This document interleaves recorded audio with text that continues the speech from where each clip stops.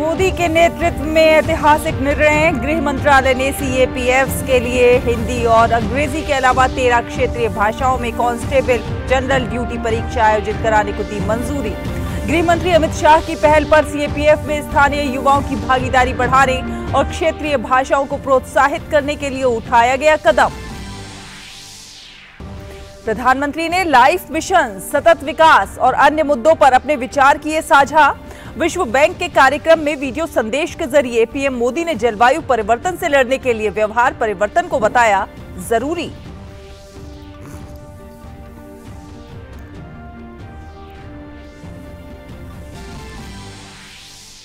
केंद्रीय गृह मंत्री अमित शाह ने भरतपुर में भाजपा के बूथ अध्यक्ष संकल्प सम्मेलन को किया संबोधित। कहा, राजस्थान में महिलाओं पर हो रहे अत्याचार, गहलोत सरकार तुष्टीकरण में लगी, राज्य में भाजपा की सरकार बनने का जताया भरोसा। भाजपा ने अरविंद केजरीवाल की नीयत पर उठाए सवाल। पार्टी प्रवक्ता गौरव भाटिया ने कहा, अब तक की जांच से यही पता चलता है शराब घोटाले के सरगना है अरविंद केजरीवाल। जैसे ही सीबीआई ने केजरीवाल को किया तलब, वो डर से लगे कांपने। महाराष्ट्र के रायगढ़ के खोपोली इलाके में एक बस खाई में गिरी, 13 लोगों की हुई मौत, 25 से अधिक घायल। प्रधानमंत्री ने जताया दुख। पीएमएनआरएफ से प्रत्येक मृतक के परिजनों को 2-2 लाख रुपए की अनुग्रह राशि, घायलों को 50,000 रुपए। गृह मंत्री अमित शाह ने मुख्यमंत्री और उप मुख्यमंत्री से बात कर राहत और बचाव के अभियान का लिया जायजा। जापान के वकायामा में प्रधानमंत्री किशिदा के भाषण के दौरान हुआ धमाका, बाल बाल बचे पीएम फूमियो किशिदा। पुलिस ने एक संदिग्ध को किया गिरफ्तार।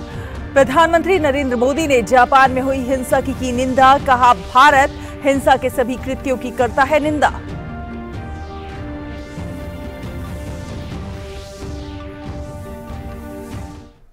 नमस्कार, डीडी न्यूज देख रहे हैं आप और आपके साथ मैं हूं शहला निगार। प्रधानमंत्री नरेंद्र मोदी के नेतृत्व में एक ऐतिहासिक निर्णय के तहत गृह मंत्रालय ने केंद्रीय सशस्त्र पुलिस बलों के लिए हिंदी और अंग्रेजी के अलावा 13 क्षेत्रीय भाषाओं में कांस्टेबल परीक्षा आयोजित कराने को मंजूरी दे दी है। यह ऐतिहासिक निर्णय गृह एवं सहकारिता मंत्री अमित शाह की पहल पर सीएपीएफ में स्थानीय युवाओं की भागीदारी बढ़ाने और क्षेत्रीय भाषाओं को प्रोत्साहन देने के लिए लिया गया है।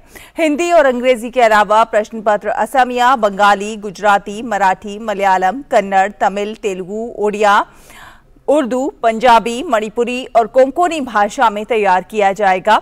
इस निर्णय के परिणाम स्वरूप लाखों उम्मीदवार अपनी मातृभाषा में परीक्षा में भाग ले सकेंगे, जिससे उनके चयन की संभावनाएं बढ़ जाएंगी। गृह मंत्रालय और कर्मचारी चयन आयोग कई भारतीय भाषाओं में परीक्षा के संचालन की सुविधा के लिए मौजूदा समझौता ज्ञापन से संबंधित एक परिशिष्ट पर हस्ताक्षर करेंगे। कांस्टेबल कर्मचारी चयन आयोग द्वारा आयोजित ये प्रमुख परीक्षाओं में से एक है, जिसमें देश भर से लाखों उम्मीदवार भाग लेते हैं। हिंदी और अंग्रेजी के अतिरिक्त 13 क्षेत्रीय भाषाओं में परीक्षा का आयोजन 1 जनवरी 2024 से होगा। इस निर्णय के बाद ये उम्मीद है कि राज्यों और केंद्र शासित प्रदेशों की सरकारें स्थानीय युवाओं को अपनी मातृभाषा में परीक्षा देने के इस अवसर का उपयोग करने और देश की सेवा में करियर बनाने के लिए बड़ी संख्या में आगे आने के लिए प्रोत्साहित करने के लिए व्यापक अभियान शुरू करेंगे। प्रधानमंत्री नरेंद्र मोदी के नेतृत्व और गृह एवं सहकारिता मंत्री अमित शाह के मार्गदर्शन में गृह मंत्रालय क्षेत्रीय भाषाओं के उपयोग और विकास के प्रोत्साहन के लिए कटिबद्ध है। प्रधानमंत्री नरेंद्र मोदी ने आज विश्व बैंक के एक कार्यक्रम को वीडियो का संदेश के माध्यम से संबोधित किया। प्रधानमंत्री ने लाइफ मिशन, सतत विकास और अन्य मुद्दों पर अपने विचार साझा किए। प्रधानमंत्री नरेंद्र मोदी ने कहा कि जलवायु परिवर्तन का मुकाबला सिर्फ कॉन्फ्रेंस रूम की टेबल से नहीं किया जा सकता है, इसे हर घर में खाने की टेबल पर लड़ना होगा। जब कोई विचार चर्चा टेबल से खाने की टेबल पर जाता है तो वो एक जन आंदोलन बन जाता है। Climate change cannot be fought from conference tables alone. It has to be fought from the dinner tables in every home. When an idea moves from discussion tables to dinner tables, it becomes a mass movement, making every family and every individual aware that their choices can help the planet, can provide scale and speed. Mission Life is about democratizing the battle against climate change. When people become conscious that simple acts in their daily lives are powerful, there will be a very positive impact on the environment. How behavioral change can tackle climate change? शीर्षक वाली life पहल पर प्रधानमंत्री ने कहा कि विश्व bank की ये पहल मेरे दिल के बहुत करीब है और मुझे ये जानकर बहुत खुशी हुई है कि इस पहल को पूरे विश्व में स्वीकृति मिली है। The World Bank is organizing this event on impact of behavioral change on climate change. This is an issue close to my heart, and it is great to see it becoming a global movement. Friends, Chanakya, a great Indian philosopher, wrote this over 2000 years ago. Jal bindu nipatena क्रमशः पूर्यते घटः सहेतु सर्व विद्यानां धर्मस्य च धनस्य च small drops of water when they come together fill up a pot. Similarly, knowledge, good deeds or wealth add up gradually. प्रधानमंत्री नरेंद्र मोदी ने कहा कि इस पहल की शुरुआत बहुत पहले हो गई थी। उन्होंने 2015 में यूएनजीए में बिहेवियरल चेंज की जरूरत पर बात की थी और तब से आज तक बहुत प्रगति हुई है। The seeds of this movement were sown long ago. In 2015, at the United Nations General Assembly, I spoke about the need for behavioral change. Since then, we have come a long way. In October 2022, the UN Secretary General and I had launched Mission Life. The preamble of the outcome document of COP27 also speaks about sustainable lifestyle and consumption. And it is wonderful to see that experts in the climate change arena have also adopted this mantra. PM ने कहा कि climate change के खिलाफ लड़ाई में वैश्विक संस्थानों की जिम्मेदारी काफी बढ़ जाती है। Global institutions have an important role to play in encouraging countries across the world. I am told that the World Bank Group is looking to increase climate finance from 26% to 35% as a share of total financing. The focus of this climate finance is usually on conventional aspects. Adequate financing methods need to be worked out for behavioral initiatives too.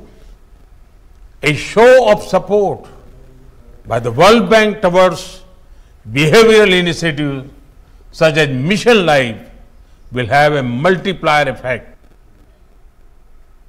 केंद्रीय गृह मंत्री अमित शाह ने आज राजस्थान के भरतपुर में booth अध्यक्ष संकल्प सम्मेलन में भाग लिया। उन्होंने कहा कि प्रधानमंत्री नरेंद्र मोदी ने 10 साल में देश के चप्पे चप्पे पर भाजपा का निशान, भाजपा का झंडा, भाजपा की विचारधारा को पहुंचाने का काम किया है। वहीं कांग्रेस नेता राहुल गांधी ने बड़ी यात्रा की, देश भर में पैदल चले, लेकिन इतनी बड़ी यात्रा के बाद भी वो देश की जनता के दिल में अपनी जगह नहीं बना सके। इसका नतीजा ये हुआ कि कांग्रेस के गढ़ जैसे कि नॉर्थ ईस्ट के अंदर 3 चुनाव हुए और कांग्रेस पार्टी का पूरा सफाया हो गया। राहुल बाबा ने बड़ी यात्रा करी, देश भर में पैदल चले, अच्छा ही किया। मगर मैं एक पत्रकार सम्मेलन में गया तो पत्रकारों ने पूछा कितनी बड़ी यात्रा कर आए, नतीजा क्या होगा? मैं कोई इतनी बड़ी यात्रा कर आए, कांग्रेस के गढ़ जैसे नॉर्थ ईस्ट के अंदर 3 चुनाव हुए, कांग्रेस पार्टी का पूरा सफाया हो गया। उन्होंने कहा कि कभी भाजपा पर कटाक्ष करने वाली कांग्रेस पार्टी आज संसद में विपक्ष के पद के लिए भी दावेदार नहीं है। देश की जनता ने कांग्रेस को पूरी तरह से नकार दिया है। पंचायत से पार्लियामेंट तक पार्टी की विजय पताका मोदी जी के नेतृत्व में फहरा चुकी है। एक जमाने में कांग्रेस के नेता संसद में हमें ताना लगाते थे, हम दो हमारे दो का सूत्र भाजपा ने अपनाया है। हमारे 2 ही सांसद थे, मगर आज वो कांग्रेस पार्टी को लोकसभा में विपक्ष के नेता का भी स्टेटस नहीं रहा है। मित्रों, ये जो दिन है, आज ये भारतीय जनता पार्टी का यश है, ये भारतीय जनता पार्टी का विस्तार है। वो हमारे बूथ के कार्यकर्ताओं के पराक्रम और हमारे बूथ के कार्यकर्ताओं के परिश्रम के आधार पर है। भाजपा प्रवक्ता गौरव भाटिया ने दिल्ली के मुख्यमंत्री अरविंद केजरीवाल पर शराब नीति मामले में घोटाले का आरोप लगाते हुए कहा कि शराब नीति के लिए बैठकें और निर्णय इनकी अध्यक्षता में किए गए। आप में केजरीवाल की मर्जी के बगैर पत्ता भी नहीं हिलता है और ऐसे में केजरीवाल जनता को बताएं कि आपने शराब नीति वापस क्यों ली। अरविंद केजरीवाल जी, आपसे ये पूछना चाहते हैं, आप कह रहे थे कि ये जो शराब नीति है बहुत अच्छी है, बहुत अच्छी शराब नीति है, बहुत इससे फायदा होगा, फायदा अरविंद केजरीवाल का होगा, भ्रष्टाचारी आपका होगा, पापी आपका होगा। ये बताइए, इतनी अच्छी थी तो ये वापस कैसे हुई? आपकी आज्ञा के बिना तो ये वापस हो नहीं सकती है। और तभी हम लोग कह रहे हैं, अंदर गए मोहरे, अंदर गए हाथी, लेकिन किंग पिन जो है भ्रष्टाचार की शतरंज का, वो तो अरविंद केजरीवाल है। इसका उत्तर जरूर दीजिएगा अरविंद केजरीवाल जी। हमारा कोई वजूद नहीं है जी, हम बड़े ईमानदार हैं जी, सेवा करने आए हैं जी, नहीं चलेगा। गौरव भाटिया ने दिल्ली के मुख्यमंत्री अरविंद केजरीवाल पर भ्रष्टाचार का आरोप लगाते हुए कहा कि हमेशा ईमानदारी का नाटक करने वाले केजरीवाल का सच जनता के सामने आ गया है। पहला सवाल यह है अरविंद केजरीवाल जी, ये बताइए, दिल्ली के मुख्यमंत्री आप, जिस मीटिंग में ये शराब घोटाला पूरी तरह से रचित होता है, उसकी अध्यक्षता आप कर रहे हैं। आप पे गाज क्यों नहीं गिरनी चाहिए? और इसीलिए कहूंगा, जैसे जैसे जुड़ रही है कड़ी, अरविंद केजरीवाल पास आ रही है हथकड़ी, और डर लग रहा है आपको। गौरव भाटिया ने दिल्ली के उप मुख्यमंत्री मनीष सिसोदिया पर कटाक्ष करते हुए कहा कि आप में 1-2 नहीं बल्कि पूरी कैबिनेट ही भ्रष्टाचार में लिप्त है। आज आपका सच जनता के सामने है और सिसोदिया इतने भोले बनते हैं जैसे उन्हें कुछ पता ही नहीं। सिसोदिया पर आरोप लगाते हुए उन्होंने कहा कि उनके पास 4 मोबाइल फोन थे। जब जांच अधिकारियों ने जांच के लिए फोन मांगा तो उन्होंने 1 दे दिया, बाकी 3 नष्ट कर दिए। एक पूर्व उप मुख्यमंत्री जिसको कट्टर ईमानदार कहा जाता है, वो अपने मोबाइल फोन जो साक्ष्य हैं उनको क्यों मिटा रहा है? और जब उनसे पूछताछ करी, इतने भोले मनीष सिसोदिया है नहीं जितना बताया जा रहा था। इनके 4 मोबाइल थे। जब जांच में इनसे कहा गया कि चारों मोबाइल फोन दे दो, तो 1 दे दिया, 3 नष्ट कर दिए। क्यों भाई? कट्टर बेईमानों को लगता है इन्हें गुमा है कि हम कानून से ऊपर हैं और हमें यकीन है कि कानून का हाथ आपकी गर्दन तक भी पहुंचेगा। और केंद्रीय मंत्री अनुराग सिंह ठाकुर ने दिल्ली के मुख्यमंत्री अरविंद केजरीवाल को निशाने पर लेते हुए कहा कि 75 साल में पहली बार ऐसा हुआ है कि भ्रष्टाचार के खिलाफ आंदोलन की बात करने वाले भ्रष्टाचार के दलदल में डूबते हुए नजर आ रहे हैं। उन्होंने कहा कि अरविंद केजरीवाल के मंत्री जेल गए और वो दुनिया को ज्ञान बांट रहे हैं। आज जांच एजेंसियां अपना काम कर रही हैं। श्रीमान अरविंद केजरीवाल की पूरी सरकार एक के बाद दूसरा मंत्री जेल गया है। स्वास्थ्य मंत्री से लेके शराब मंत्री से लेके बाकियों तक, विधायकों से लेके पार्षद तक जेल में है और ये दुनिया को ज्ञान बांटते फिरते हैं। शराब घोटाले में दिल्ली में जो लूट हुई और लूट की खुली छूट अरविंद केजरीवाल जी के नाक के तले हुई, उनकी सहमति के साथ। केंद्रीय मंत्री अनुराग सिंह ठाकुर ने गांधी परिवार पर निशाना साधा है। अनुराग ठाकुर ने कहा है कि राहुल गांधी ने 2018 में अदालत से लिखित रूप में माफी मांगी थी। जो आज वो कहते हैं कि गांधी माफी नहीं मांगते, उस समय उन्होंने मांगी थी।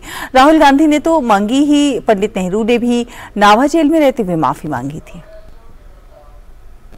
सुप्रीम कोर्ट ने 2018 में आपको वार्निंग दी थी और श्रीमान राहुल गांधी ने लिखित रूप में उस समय माफी मांगी थी। जो आज कहते हैं कि गांधी माफी नहीं मांगता, उस समय मांगी थी और उन्होंने तो मांगी ही। पंडित नेहरू ने नाभा जेल में रहते हुए माफी मांगी थी, तब जाकर वो वहां से तड़ी पारी से बाहर निकलकर उनको छूट मिली थी।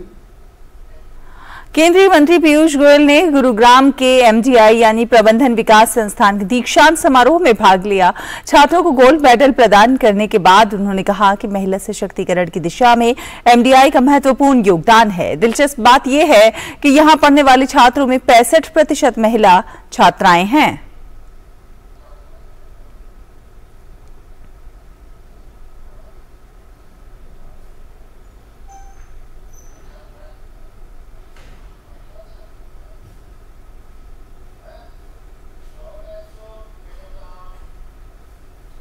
They have over 65% girls who have joined the MDI. Congratulations to all of them.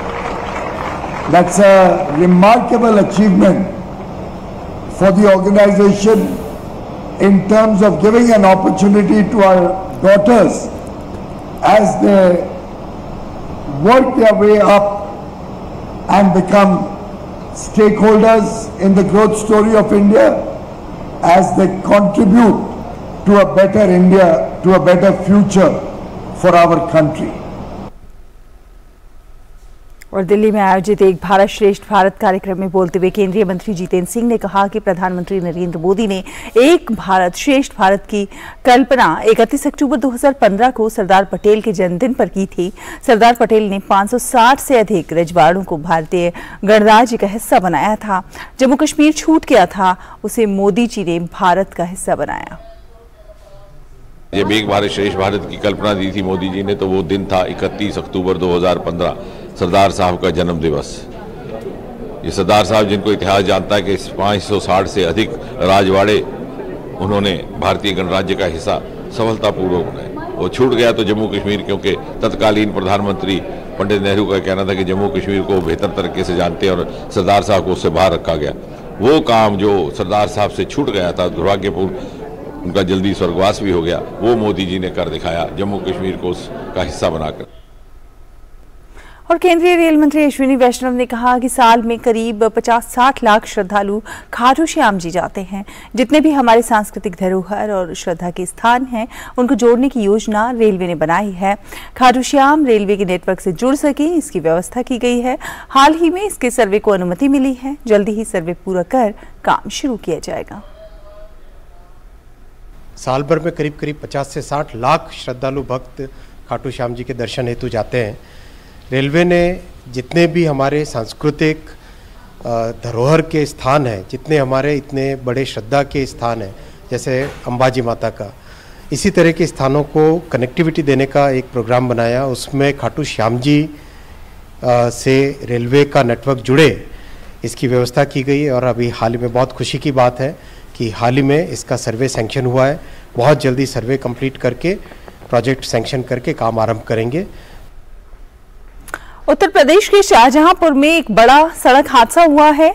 यहां पर नदी से जल लेने जा रही ट्रैक्टर ट्रॉली 30 फीट नीचे नदी में गिर गई। हादसे में 1 दर्जन से अधिक लोगों की मौत हो गई है, जबकि 10 लोगों के घायल होने की बात कही जा रही है। कई लोगों की हालत गंभीर बनी हुई है। मौतों का आंकड़ा बढ़ भी सकता है। घटना थाना तेलहर क्षेत्र के सुनोरा गांव के रहने वालों के साथ घटी है। ये लोग थाना तेलहर क्षेत्र के गर्रा पुल पर पहुंचे थे, तभी ट्रैक्टर ट्रॉली पुल से नीचे गिर गई। ट्रैक्टर ट्रॉली में कई बच्चे, महिलाएं और पुरुष सवार थे। मुख्यमंत्री योगी आदित्यनाथ ने मृतकों के परिजनों को 2-2 लाख एवं गंभीर रूप से घायलों को 50-50 हजार की आर्थिक सहायता तत्काल प्रदान किए जाने के निर्देश दिए हैं। और वहीं महाराष्ट्र में आज पुराने पुणे मुंबई राष्ट्रीय राजमार्ग पर खोपोली तालुका के शिंगरोबा मंदिर के पीछे घाट पर आज एक निजी यात्री बस के खाई में गिरने से हुए हादसे में 13 लोगों की मौत हो गई है। वहीं 28 लोग घायल बताए जा रहे हैं। फडणवीस ने कहा है कि घायलों में से 18 लोगों का नवी मुंबई के MGM अस्पताल में, 10 लोगों का खोपोली नगरपालिका अस्पताल में और 1 घायल का निजी अस्पताल में इलाज किया जा रहा है। इस बस में 41 लोग सवार थे। दुर्घटना स्थल पर राहत और बचाव कार्य जारी है। मुंबई के गोरेगांव के एक पारंपरिक संगीत वादक ग्रुप के सदस्य इस निजी बस में पुणे से मुंबई के लिए रवाना हुए थे।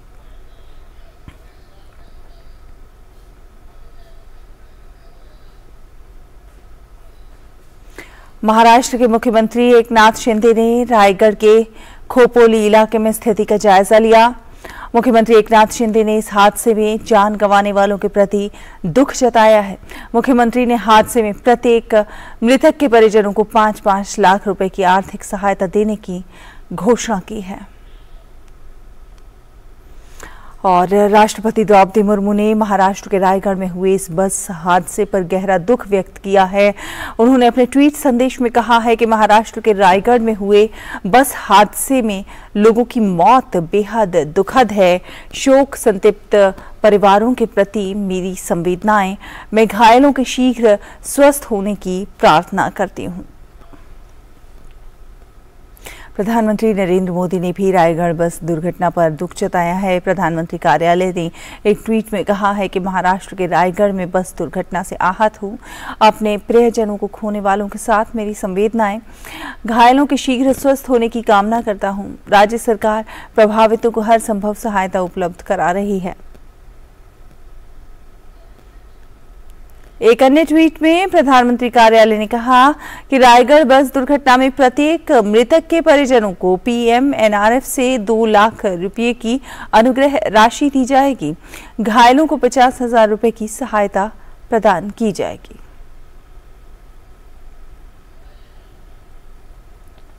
केंद्रीय गृह मंत्री अमित शाह ने रायगढ़ सड़क हादसे पर दुख व्यक्त किया है।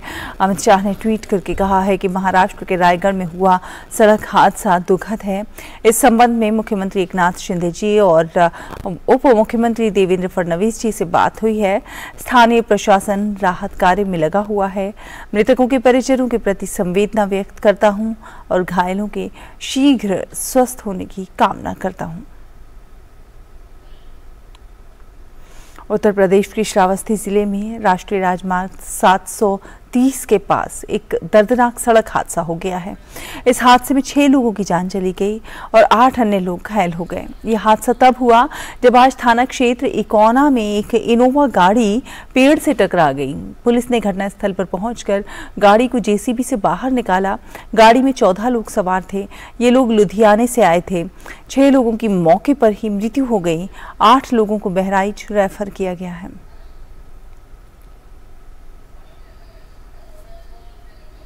आज सुबह 6 बजे थाना क्षेत्र इकोना से एक सूचना प्राप्त हुई एक्सीडेंट की। ये सुनरई गांव पड़ता है, जहां पे एक इनोवा गाड़ी की टक्कर हुई पेड़ से। जब मौके पे पुलिस बल पहुंचा तो गाड़ी को JCB के थ्रू बाहर निकाला गया गड्ढे से। उस गाड़ी इनोवा में 14 लोग थे और जब इसमें और जांच पड़ताल की गई तो ये पता चला ये सब लुधियाना से आए थे। इनका एक क्रिमेशन था यहाँ पे इकोना में ही, उसमें ये लोग सम्मिलित होने आए थे। सभी को CSC इकोना पहुंचाया गया। वहाँ पे 6 लोगों की मौके पे मृत्यु हो गई। और जो 8 लोग हैं उन सभी को बहराइच रेफर किया गया है। बॉडीज को पोस्टमार्टम के लिए भिजवाया गया है। इसमें अग्रिम कार्रवाई की जा रही है। और कर्नाटक के मुख्यमंत्री बसवराज बोम्मई ने आगामी चुनाव के लिए शिग्गांव विधानसभा क्षेत्र से अपना नामांकन दाखिल किया।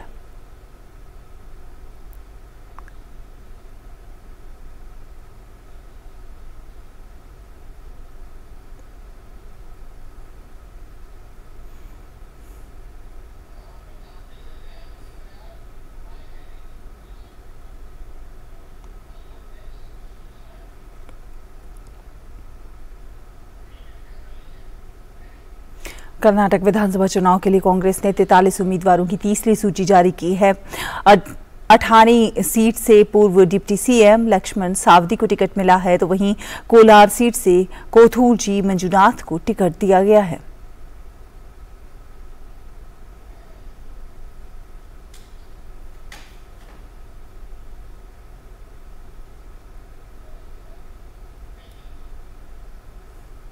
और पूर्वी कमान के GOC in C lieutenant general RP Kalita ने कहा है कि उत्तरी सीमाओं पर सुरक्षा स्थिति बिल्कुल स्थिर है। हम किसी भी स्थिति से निपटने के लिए पूरी तरह से तैयार हैं और लगातार अपनी क्षमताओं को बढ़ा रहे हैं। उन्होंने कहा कि भारत म्यांमार सीमा पर सभी स्थितियों पर सशस्त्र बलों द्वारा कड़ी निगरानी रखी जा रही है।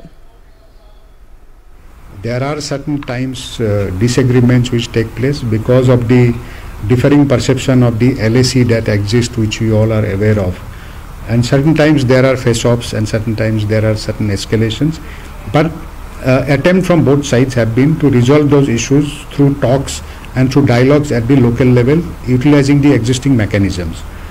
So that is being resorted to, but all the developments which are taking place across the LAC are being closely monitored at different level in our country, so that we are prepared for any contingencies.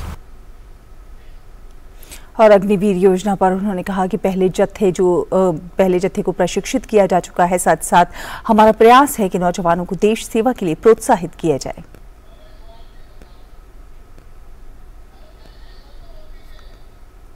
All the recruitment process of Agniveer has already started. The first batch is almost completing the training, and second batch has also started.